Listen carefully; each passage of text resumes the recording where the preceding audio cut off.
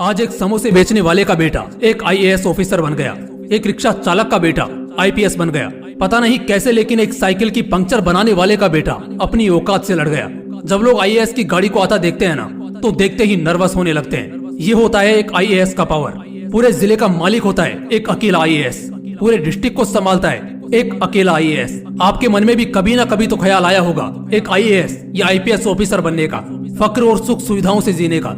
किसी ने क्या खूब कहा है कि आज सिर झुकाकर पढ़ लोगे तो कल जिले में सबसे ऊंचा सिर तुम्हारा होगा।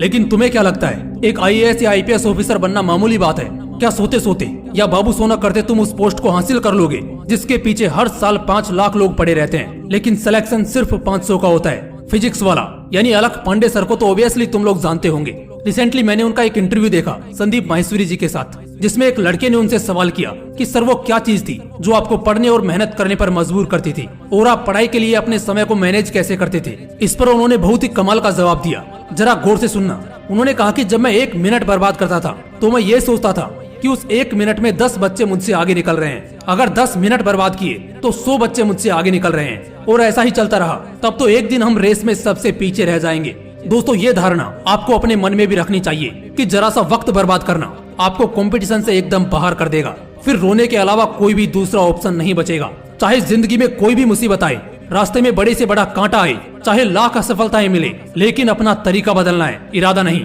आज भारत में लाखों स्टूडेंट्स आईएएस बनने का सपना देखते हैं, आईपीएस बनने का ख्वाब रखते हैं, क्योंकि ये दोनों भारत की द मोस्ट प्राइड वाली सर्विस है, जिसमें सेलेक्ट होने वाले को जिले में भगवान का दर्जा दिया जाता है। इन सब बातों को हर कोई जानता है कि इस पोस्ट के पीछे सालों की कड़ी मेहनत लगती है। इसके लिए रातों की नींद, दिन का चैन, रिश्तेदारों से कनेक्शन और मोह माया, इन सब को सेक्रीफाइस करना पड़ता है, इन सब का त्याग करना पड़ता है। ये ऐसी पोस्ट है जिसे पाने के लिए तुम्हें खुद के प्रति निर्दयी होना पड़ेगा, खुद को कंफर्ट जोन से बाहर निकालना पड़ेगा, और फिर ताबड़तोड़ मेहनत करनी होगी।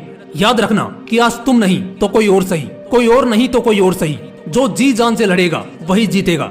अगर तुमने अपनी तैयारी में कमी दिखाई तो सामने रखी खीर कोई और ले जाएगा। लाखों स्टूडेंट्स इस भीड़ में लगे हैं, हजारों तुमसे बेहतर हैं, और कम से कम सैकड़ों स्टूडेंट्स ऐसे होंगे जो उस वक्त लगन और मेहनत से पढ़ रहे होंगे जब तुम अपनी नींद में, अपने सुख में खोए रहोगे।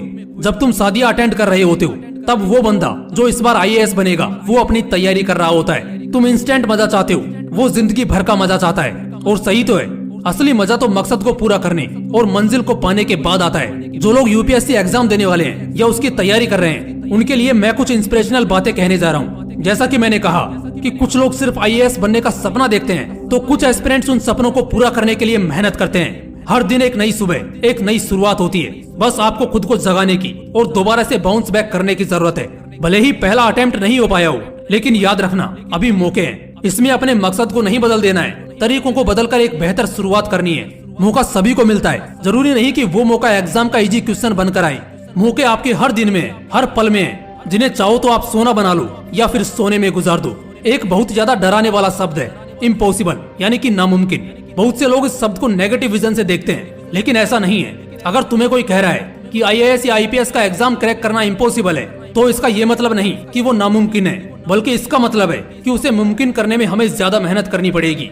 अगर रास्ते में असफलताओं से घिरे हो तो एक चीज याद रखना कि सक्सेस फेलियर के बाद का चैप्टर है। अगर फेलियर मिले तो सीख लो, और सक्सेस मिले तो थोड़ा अलर्ट हो जाओ, क्योंकि फेलियर आपको सिखाता है कि आप में कुछ कमी है, लेकिन सक्सेस आपके ईगो को बूस्ट करता है। डर नहीं लगता मुझे यूपीएससी का फासला देखकर, क्योंकि मुझे पता है जो आज मुझे धक्के मारते हैं वही कल मुझे सैल्यूट करेंगे। वो मंजिलें भी सिर झुका देंगी जब दमदार तेरी तैयारी होगी। मुट्ठी में होगा तेरे मुकद्दर जब किताबों संग तेरी यारी होगी।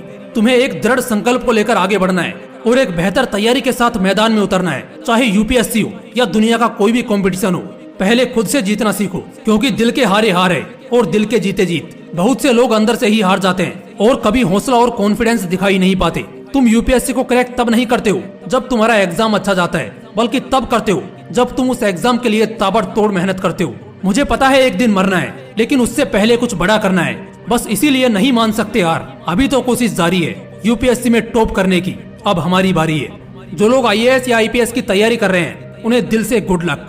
जय हिंद, वंदे मातरम।